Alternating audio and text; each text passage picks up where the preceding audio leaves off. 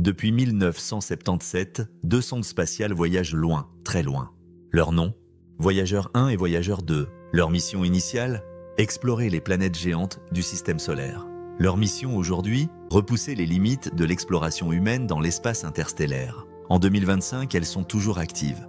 Mieux encore, elles envoient encore des signaux vers la Terre. C'est tout simplement le plus long et l'un des plus grands exploits scientifiques de l'histoire moderne. Si ce genre de voyage dans l'inconnu te fascine, pense à t'abonner à la chaîne. Ici, on te fait voyager plus loin que tous les télescopes. Reprenons. Les sondes Voyageur ont été lancées à quelques semaines d'intervalle. Voyageur 2 a décollé la première le 20 août 1977, suivi de Voyageur 1 le 5 septembre 1977. C'est un détail contre-intuitif. Voyageur 1 a été lancé après Voyageur 2, mais elle est allée plus vite et plus loin. En effet, son trajet vers Jupiter et Saturne était plus direct, et cela lui a permis de devancer sa sœur. Leur mission était motivée par un alignement rare des planètes. Cet alignement se produit environ tous les 176 ans et permet de visiter Jupiter, Saturne, Uranus et Neptune en utilisant l'assistance gravitationnelle de chaque planète pour accélérer la sonde vers la suivante. C'est exactement ce qu'a fait Voyageur 2. C'est d'ailleurs la seule sonde de toute l'histoire humaine à avoir visité Uranus et Neptune de près. Voyageur 1, elle, s'est concentrée sur Jupiter et Saturne, notamment sur Titan, la plus grosse lune de Saturne. Les données de Voyageur ont permis de découvrir que Titan possédait une atmosphère dense, riche en méthane et en composés organiques. Cela a largement influencé le choix de la mission Cassini-Huygens des années plus tard. Les deux sondes ont apporté des découvertes majeures. À Jupiter, elles ont révélé l'existence de volcans actifs sur Io, chose jamais observée auparavant sur une autre planète que la Terre. À Saturne, elles ont dévoilé la complexité des anneaux, les structures internes et les nombreuses lunes jusque-là inconnues. Mais le plus impressionnant, c'est ce qui s'est passé après la mission planétaire. Les sondes ont continué leur chemin. Elles ont quitté l'héliosphère, cette bulle formée par le vent solaire qui enveloppe le système solaire. Voyageur 1 a franchi cette frontière en août 2012, devenant le premier objet construit par l'homme à entrer dans l'espace interstellaire. Voyageur 2 a suivi en novembre 2018. Depuis, elles ne croisent plus de planètes. Elles flottent dans le vide, dans un silence presque total. Mais elles parlent encore. Leurs signaux radio mettent désormais plus de 22 heures à atteindre la Terre pour Voyageur 1 et environ 19 heures pour Voyageur 2. C'est un défi colossal pour les scientifiques de la NASA, car il faut des antennes géantes, une patience extrême et une technologie stable malgré les années. Voyageur 1 est aujourd'hui à plus de 24 milliards de kilomètres de la Terre. Voyageur 2 a un peu plus de 20 milliards. Leurs panneaux photovoltaïques n'existent pas. L'énergie vient d'un générateur thermoélectrique à radioisotope, RTG, qui utilise la chaleur dégagée par la désintégration du plutonium-238 pour produire de l'électricité. La puissance diminue avec le temps, ce qui oblige la NASA à couper certains instruments au fil des ans. Mais même avec une poignée de watts, les voyageurs envoient encore des données scientifiques. Elles mesurent le plasma, les champs magnétiques, les rayons cosmiques. Voyageur 2 a détecté une densité de plasma plus élevée dans l'espace interstellaire qu'à l'intérieur de l'héliosphère. Cela aide les chercheurs à comprendre les frontières du système solaire. Et ce n'est pas tout.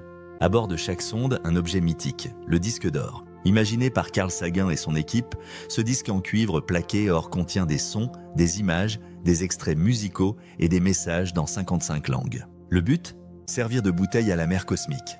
Si une civilisation extraterrestre croise Voyageur, elle trouvera sur ce disque une carte indiquant notre position, des images de la vie sur Terre, des musiques comme du Bach, du Blind Willie Johnson, ou encore des cris d'animaux, des rires, des salutations humaines. Ce disque est un symbole. Il montre que l'humanité ne se contente pas d'explorer. Elle transmet aussi, elle espère, elle tend la main. Techniquement, communiquer avec Voyageur n'est pas simple. La NASA utilise le réseau DSN, Deep Space Network, composé de 3 antennes principales situées aux États-Unis, en Espagne et en Australie. Ces antennes géantes permettent de rester en contact avec les sondes malgré la distance et la faible puissance du signal. Moins d'un milliardième de watts. Le 20 juillet 2023, la communication avec Voyageur 2 a brièvement été perdue à cause d'une erreur de commande qui a mal orienté l'antenne. Après plusieurs semaines d'incertitude, la NASA a réussi à rétablir le contact en utilisant une transmission longue et précise envoyée depuis l'antenne de Canberra, en Australie. Une preuve supplémentaire de l'ingéniosité humaine et de la robustesse du système. Malgré leur âge, les Voyageurs fonctionnent. Mais jusqu'à quand ? Les RTG produisent de moins en moins d'énergie. Et la NASA estime qu'entre 2025 et 2030, tous les instruments scientifiques devront probablement être éteints un par un. Mais cela ne signifie pas la fin du voyage. Même sans alimentation, les sondes continueront de dériver dans l'espace. Voyageur 1 se dirige vers la constellation de la Girafe, mais il faudra 40 000 ans pour passer à proximité de l'étoile la plus proche. Voyageur 2, elle, se dirige vers Ross 248, une naine rouge. Elle passera à moins de 2 années-lumière dans environ 42 000 ans. Les sondes ne ralentiront pas, elles ne s'arrêteront pas. Rien ne les retiendra. Elles continueront leur course à près de 60 000 km/h, emportant avec elles un témoignage silencieux de notre existence.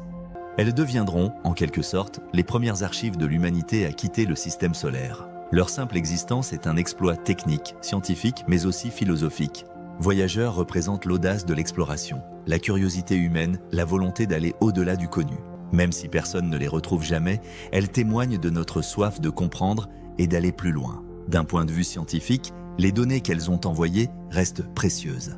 Voyageur 1, par exemple, a détecté une densité constante de plasma dans l'espace interstellaire, ce qui suggère que cette région est plus stable que prévu. Les 2 sondes ont également permis de détecter des variations du champ magnétique local, offrant un aperçu sur la manière dont notre héliosphère interagit avec le milieu interstellaire. Il est aussi fascinant de noter que Voyageur 2, avec ses mesures directes dans différentes régions du système solaire, a fourni des données impossibles à obtenir depuis la Terre. Par exemple, les instruments PLS Plasma Science et LECP Low Energy Charged Particles ont révélé des différences subtiles entre l'hémisphère nord et sud de l'héliopause. Au-delà de la technique, Voyager a inspiré des générations entières. Son nom est devenu synonyme de voyage ultime, de solitude cosmique, mais aussi d'espoir. Carl Sagan avait dit que ces sondes étaient des ambassadeurs de l'humanité. Le projet Voyageur a été conçu à une époque où les ordinateurs avaient moins de puissance qu'une simple montre connectée aujourd'hui. Pourtant, ces sondes fonctionnent encore, parfois mieux que certains satellites modernes. Elles n'ont pas de GPS, pas d'intelligence artificielle, pas de logiciel mis à jour. Elles sont pures, simples, mais brillamment conçues. Et leur aventure ne s'arrête pas à la frontière du système solaire. Les données de Voyageur sont utilisées pour planifier les futures missions comme Interstellar Probe, une mission de la NASA envisagée pour partir à 1000 unités astronomiques de la Terre, bien au-delà de Voyager, avec des instruments plus modernes. En résumé, Voyageur, c'est plus qu'une mission. C'est une légende vivante.